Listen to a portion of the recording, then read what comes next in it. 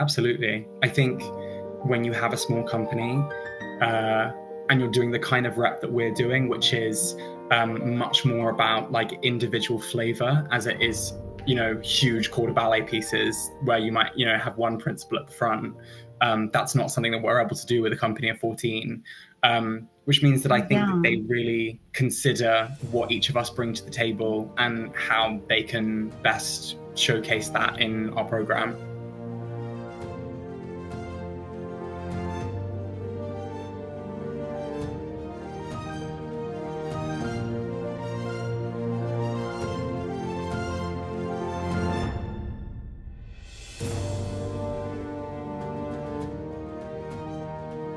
It's so great to meet you on Zoom.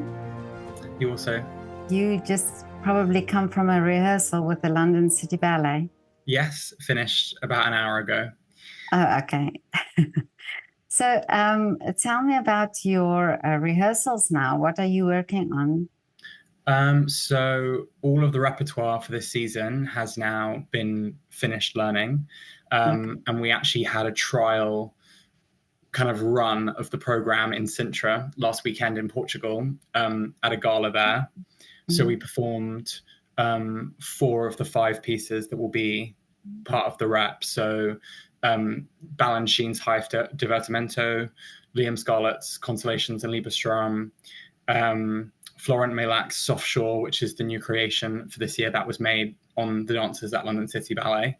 Oh, wow. Or at least most of it was. Some of it was existing material that he'd made on himself, Paris Opera. And then Lorena Waltz by Ashley Page, which will perform at certain venues across the tour. Okay. And then the final piece, which is Alexei Ratmansky's Pictures at an Exhibition, we're saving that until we open in the UK, which is next week in Blackpool. Wonderful. You sound excited about the repertoire. Yeah, I am. It's really Really? the opportunity this year is amazing. I mean, so much of this rep is not seen in UK or even Europe. Like Really? Mm. High Divertimento has not been done in Europe ever, and has only been seen in America about four times because it was kind of lost. Balanchine made it in 1947, and it was lost from the repertoire. And Wendy Whelan got Wow. it restaged in 1993. And New York City Ballet have done it maybe twice since. So it's really a rare chance to get to see this piece. And it must be amazing for you as a dancer to get excited about the repertoire, that it's really something that you enjoy doing. Absolutely. We're so lucky because if you're part of a big company, part of meeting budgets and understanding what audience is like means that you do spend a lot of your career doing Nutcracker and Swan Lake, which is excellent and they're really important and I still love them. But sometimes you just want a different challenge and you also just want more variation in what you're doing day to day. Mm. And at the London City Ballet, do you find also, because you're not a big company, so you probably have to do, I mean, many parts. You dance quite a few roles. Yeah, I'm learning at least two spots in everything, and then I'm learning three spots in two of the ballets. So Okay. it's a lot of work, and the learning process is very intense for the brain. Just the sheer amount of information that you're taking on the daily basis is really quite amazing. And like it's like a muscle, like any other. The more you train Oh it, the better yeah, you get at doing it. yeah. Um, and it's it's exciting because we know that because the tour goes on for a couple months, you will probably get to go on for all of the parts you learn. And in my case, I'm lucky enough to be learning some of the principal roles in some of Wow. the ballets, which is really exciting. So Mhm. And this is your second year with the company. yes, I was with them last year. And last year was actually the first year that you performed. Yeah, it was our like inaugural season since the company closed in 1997, I think. And how does it feel to come back again? I mean, is it this year? Is it different? Um, do you know what? It's. I feel so lucky to be back, and it feels different but the same in terms of like I feel like I have such a good relationship with Chris, our director, and Kate, our rehearsal director, who are both amazing people in and out of the studio. So that feels very like we never really left from last year. But then we've got lots of new faces this year. The rep is a lot more challenging. This is a much more ambitious program than last year, I think, just in terms of the stamina required for it. So I think from that level, that's made the season so far feel very different. But so, because it's a 6 month, you're working for 6 months and then you're off for 6 months. So it's not like another company, because you're a touring company. It's not like I say normal company, but it's not the same as it's not the typical like 10-month season. Yeah. So how is that for you, being away and then coming back again? I mean, I think it depends on the dancer, because I am freelance, and even though we are members of London City Ballet, it still is a freelance contract, which means that it is expected that we are able to find work and, you know, maintain our performance level during the off season. So I try and find work in London. I've taken short-term contracts at English National Ballet, at New English Ballet Theatre, just to keep, you know, be able to keep working and keep performing. But then obviously the highlight of my year is when I'm with London City. But isn't that amazing also, because you now get experience, all these different experiences, and bring that back, you know, to when you're back at London City Ballet. Absolutely. And I think that actually that's very much part of Chris's thinking, because both him and Kate, they were freelance dancers when they were still dancing, because they danced a lot with New Adventures, Matthew Bourne's company, which, although they perform a lot and do a lot of shows on tour, it's also a freelance job where the company constantly changes. People come in and out. You might do one production but not do the next production. So that's the model that I think Chris is very familiar with, from what I understand. And I think it does enrich the company so much, because it means that we have all these interesting projects that people have been doing. I mean, Constance, who I know you spoke to, she's been busy filming Étoile the last year, which has been amazing to hear about what that was like, bringing ballet to TV. But I think it really changes the way we approach the work as well, because there isn't that feeling of, oh, well, we're always here and all the same ballets are in the rep every year, and, you know, we feel very lucky to come in every day, because we're not there all year round. But it's so amazing. You're talking about Constance now, and even with her, I got the impression also she was excited about the company. And I mean, I spoke to Chris last year, and you know, he's the director, of course. He will say things, but it's all true what he said, you know, that you are like this wonderful family, and working together, and everybody, you know, he also respects the dancers, and how amazing that, you know, that you can be and that you can work together like that. Absolutely. I think when you have a small company, and you're doing the kind of rep that we're doing, which is much more about like individual flavor, as it is, you know, huge corps de ballet pieces where you might, you know, have one principal at the front. That's not something that we're able to do with a company of 14, which means that I think that they really consider what each of us bring to the table and how they can best showcase that in our program.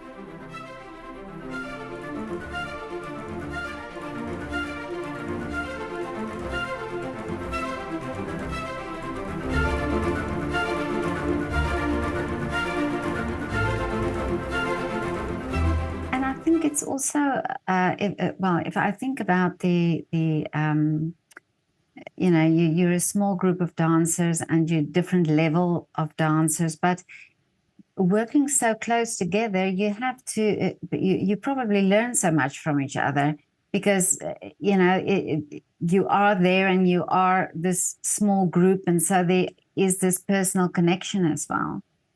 Absolutely. I've learned so much, and especially thinking about last year, actually, two of the men that are returning this year, Joseph Taylor and Alejandro Vareles, both principal dancers in their own companies. And I felt so lucky to work with them every day, because watching them partner and learning, Yeah.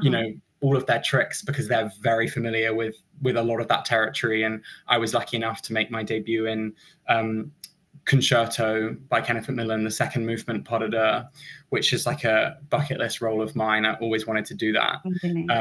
And it's really challenging partnering. And I think I was really lucky to have them in the room as well, because they'd both done it before and were able to kind of talk me through it. And how is it on, because touring, I mean, you probably, you have to be with each other so frequently. It's not, okay, now I'm going home, really. It's like you're with each other. So is there good chemistry in the group? Definitely. I can report that now, since we've been to Portugal. We had a very, Oh, very nice really? couple of days. Yeah, I think it's kind of a make or break situation, Yeah. that when you've got 14 dancers, especially, that, it's an intense job. And I think I feel very lucky that, and this probably comes from the top, it comes from Chris wanting to lead with kindness and with communication, that actually we understand that we want to be there for each other. And even actually during the shows, we had some last minute cast changes because of injury, and everyone was so supportive and really wanted everyone to do their best and band together, because also in a small company, the show has to go on. And sometimes that means some real alterations that in a big company, you could just put the fifth cover on, but we don't have that luxury. And it's true. I mean, I don't know Chris personally, but just from speaking to him and watching what you are doing and following the London City Ballet, I'm such a great fan. I think this is such a great example of, artistry really coming from the top, like somebody really passionate about ballet, passionate about the repertoire and about dancing, about the dancers. You can really sense that just by talking to Chris, and then also, like I say, talking to you as well. Totally. I think in a big company, and this is not necessarily the fault of anyone, when you have that many dancers, some of the big companies are 90 dancers plus. It's very difficult not for it to become a bit of a machine, and the dancers just be cogs in that machine, because you're churning out a high number of shows with very, very large casts. Whereas we are so lucky that Chris is really able to see and speak to us all as people, get to know us as people, as dancers, and even have conversations with him about, what do you think that would suit you? What do you think you're capable of? What do you think would push you? Which is, I don't know many other companies that you would be lucky enough to get that.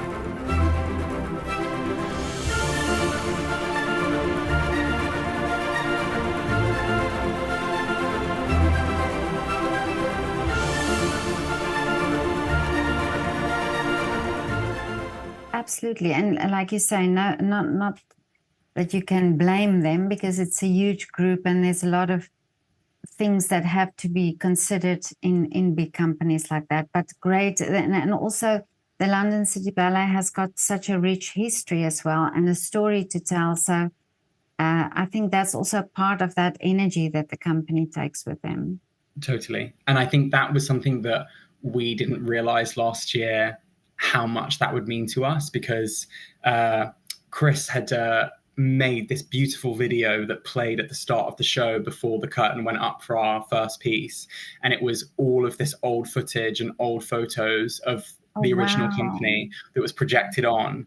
And it finished with a photo of the original company in front of the old Sadler's Wells. And then the curtain lifted and the new company were behind the curtain in the same formation. Oh, wow. And it was really effective. And we had audience members in a lot of our tour venues that still had their old ticket stubs and still had programs from like the 70s. Well, I get goosebumps while you were talking, because it was amazing. Amazing, yeah. And I think also a lot of them were saying, we don't get stuff like this in our towns, because touring in the UK, unfortunately, is becoming more and more expensive and kind of prohibitive for a lot of companies. And also some theatres just don't have the capacity to house these huge productions. Oh, yeah. Whereas, we don't carry around huge set pieces or, a huge company. So we're able to go to places like Bath and York that absolutely have an audience that want to see theatre, but dance is really underserved in those areas, I think, on those programs. Well, we used to live in Taunton in Somerset, and there was a Really? theatre, yeah, and there was a touring company. I just can't remember, but they were, now I can't remember if they were from Wales, but I remember they came every year, and I took my children to go and watch every year. And yeah, so it's so important, and for these small towns or smaller communities, and especially for children to get that exposure, to theatre and to dancing and Totally. And to something different as well, because also the dance that does tour in the UK is stuff that people are very familiar with. It is the big classics. yes, It is you can see Swan Lake and Nutcracker in Manchester and in Southampton and places like that. And I really love that Chris still chooses to choose a program that you would see more in a city like London that, has some things that maybe yes, critics and ballet lovers know about, but the average person wouldn't know. And I think it's so important because it should just be about the dance and whether it speaks to you, whether it moves you, whether it's exciting. I don't think it has to be a famous thing you've heard of for you to be able to be exactly. engaged with it.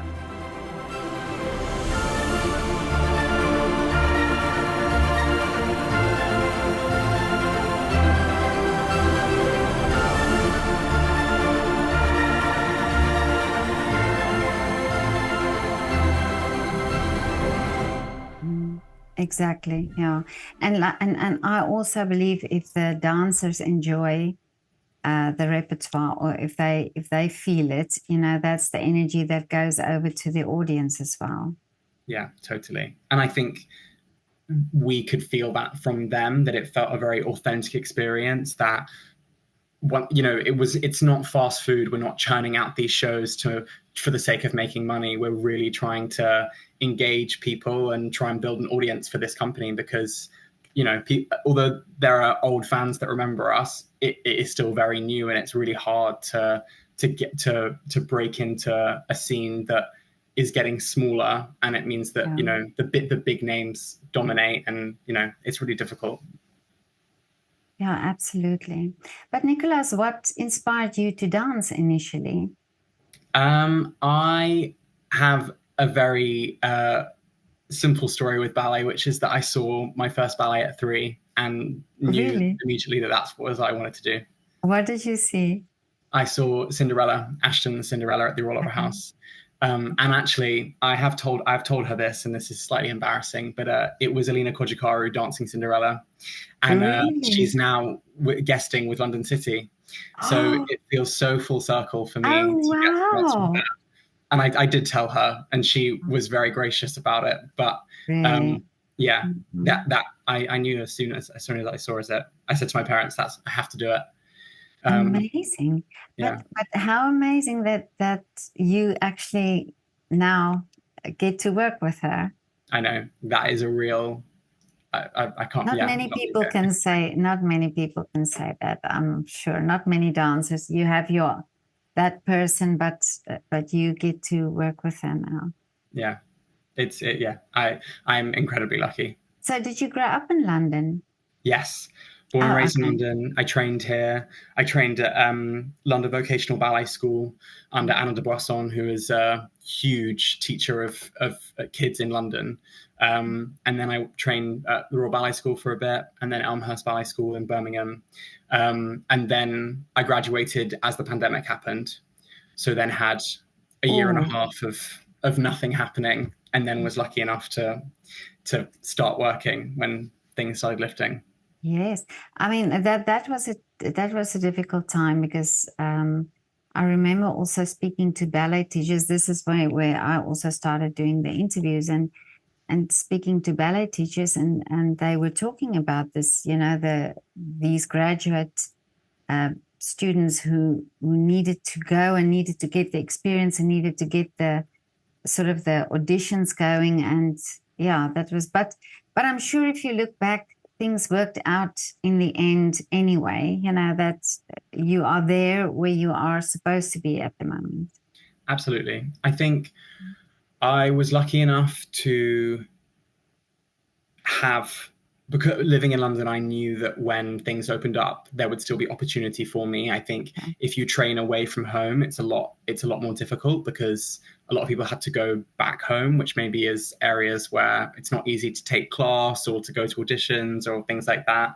But it did mean, a year of sitting with the decision of, oh, do I really want to dance that badly that I'll wait this out? And the answer was yes. I knew that even though I hadn't yet worked, that I really wanted the chance to get to be in companies, experience performing at professional level, and all those things.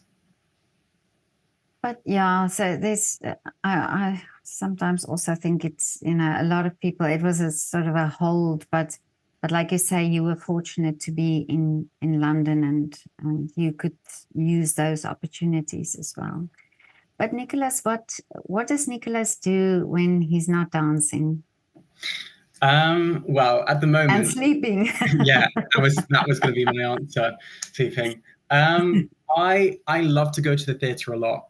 Oh, really? And Mm. once again, living in London, I'm lucky enough to Oh, have the yeah, best theatre yeah. in the world. But I Mm. love to see not just ballet. I love to go to see plays.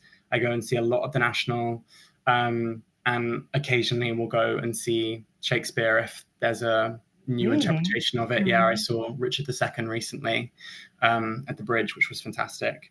But yeah, I really love theatre, and I love to see, what's being done with just telling stories, because that's really what I'm interested in. Amazing. And these different plays that you go and see must have also effect on the way you. I would think, if you see people portray certain roles, that it has some way an effect on you, on how you also portray, isn't it? Totally. Like that's almost like an inspiration. Totally. I mean, I think I speak on behalf of not just myself, but a lot of performers, that when you go and see any live performance, you can't help but slightly imagine yourself in those shoes, Oh, because yeah. it's a role we're very used to, and I'm always thinking about, oh, that's so interesting what they did that made me understand that better, or especially with acting, because I think in ballet, we don't really speak about acting a lot. And even though we have incredibly dramatic ballets in repertoire, Exactly. at Yeah. school, you don't, no one speaks at school about, oh, have you considered how you would play a death scene, or how you would play, you know, your lover being killed in front of you or something. It's all about, the technique and everything, which is great. But then when you get into the real world and you're asked to cry on stage or have a fight with someone, like, the skill, you need to develop that skill as well. Exactly. This, I can't remember now who I spoke to, but it was also definitely a dancer who said this. That I think it was she took acting classes to just sort of get that skill, to be able to do that, to portray certain roles. Mm-hmm. I think I've learned a lot from watching Alina, because she is probably one of the Yeah. greatest interpreters of dramatic repertoire, in this century. She's incomparable, and she speaks a lot about commitment to the moment, and how if you're on the side, you can't be thinking about what your next step is, or, oh, I need to catch my breath. You need to remain in it and think, what's happening, what are the people around me doing, how am I still part of Yeah. this story? And I think, if you are doing narrative rep, that is a really fantastic starting off point. But amazing. I mean, they already, somebody with that experience teaching, or just, giving that advice. How amazing that you actually can get so close to somebody that great, and get that advice from her. Absolutely. and she loves to discuss things, which I find fascinating because I also am someone that likes to talk about things and say, oh, what do we think is happening in this moment? Or why are we doing that step? What's this saying? And she loves those conversations. And when we restaged Ballade by Kenneth Macmillan last year, it had only been performed once in 1970 something. I'm not sure of the year. Was never done again. Chris had it restaged from the original notation. Annalena did it with us, and she spoke so much. She wanted to really understand what was happening. It was just a short 15-minute ballet, and it actually told the story of Kenneth meeting his wife. So he made the ballet for his wife, Deborah. I love And that. it's really beautiful. It's kind of a love letter to the beginning of their love story. And it starts at a table, and we're all sitting. It was 3 men and 1 woman, and we're all sitting across from each other and leaning our arms towards each other. And Alina wanted to speak about, why are we doing this? What's the intention, and what's Deborah's relationship to each man at the table? And I was fascinated, and really, I thought it enriched the piece so much having those conversations.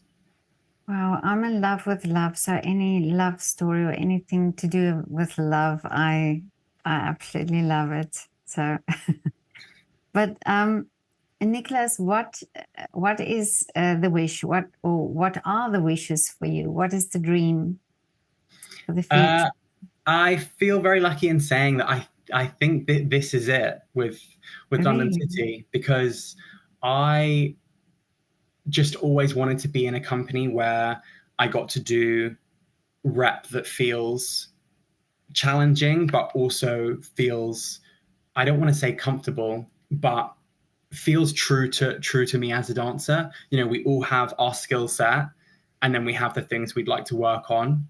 And kind of getting in that happy place in between is kind of where you want to be as a dancer, because you want to feel like you're being challenged and you're having new experiences, but also you're dancing rep that feels natural and it sits well with your body, Wow. and you know why you're doing it. And also, I love to partner and to do pas de deux, and we have a lot of that in our rep. And if you're in a big company, it's really hard to get opportunity like that. You need to be a soloist or a principal. And I'm so lucky that at 25, Chris is, trusts me with some of these really big things that, in a big company, I don't think I would get opportunity like that.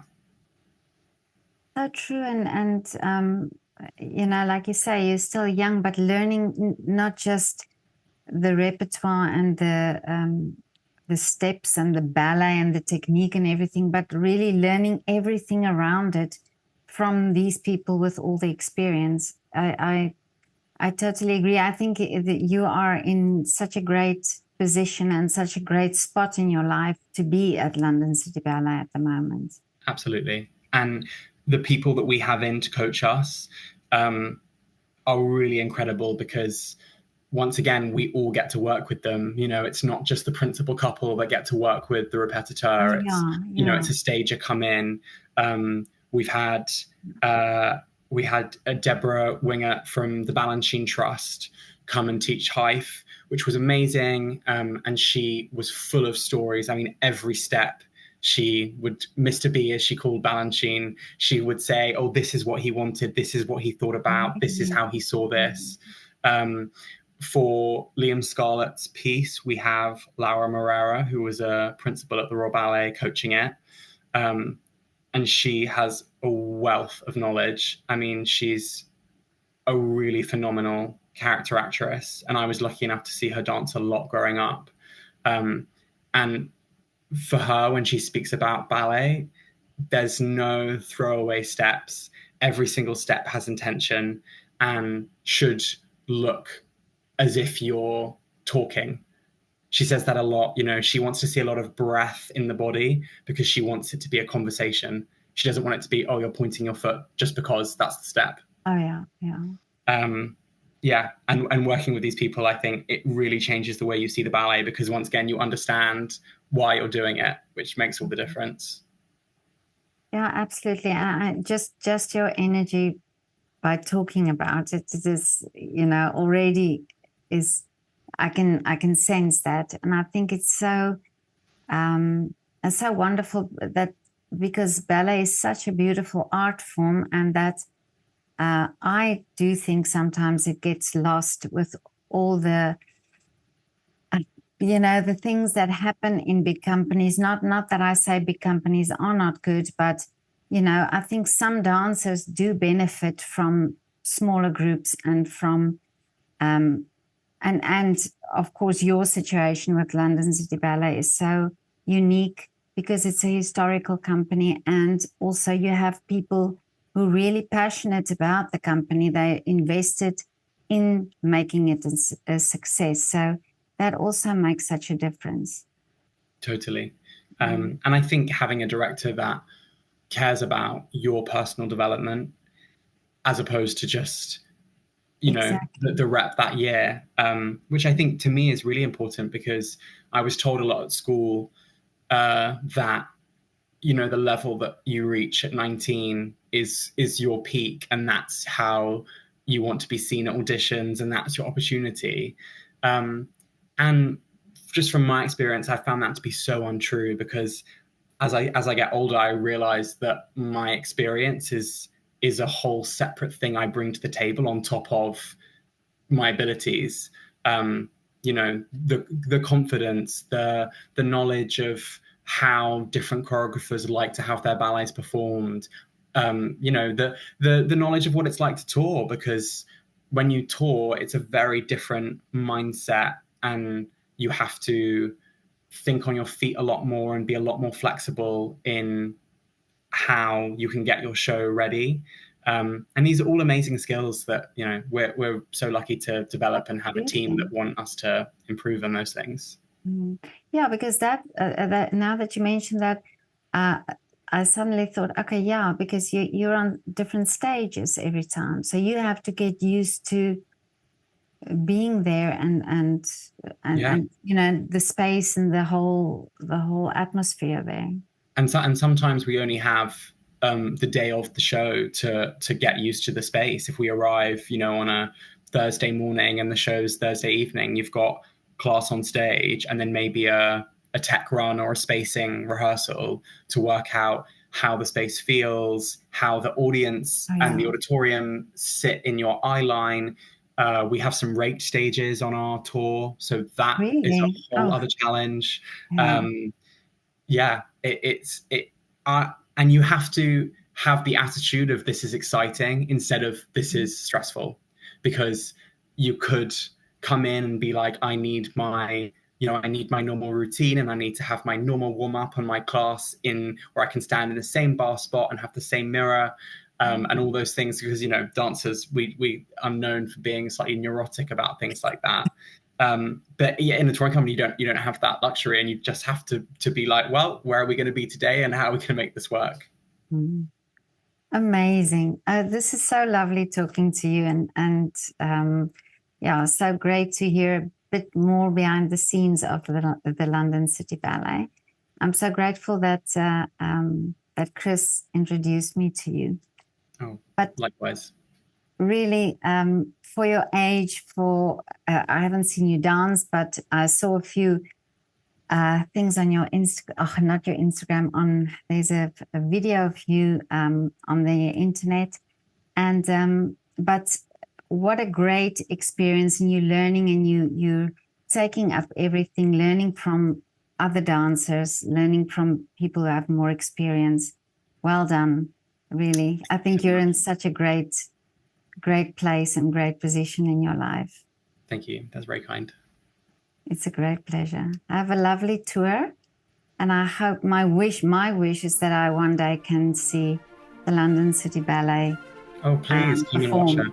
Yeah.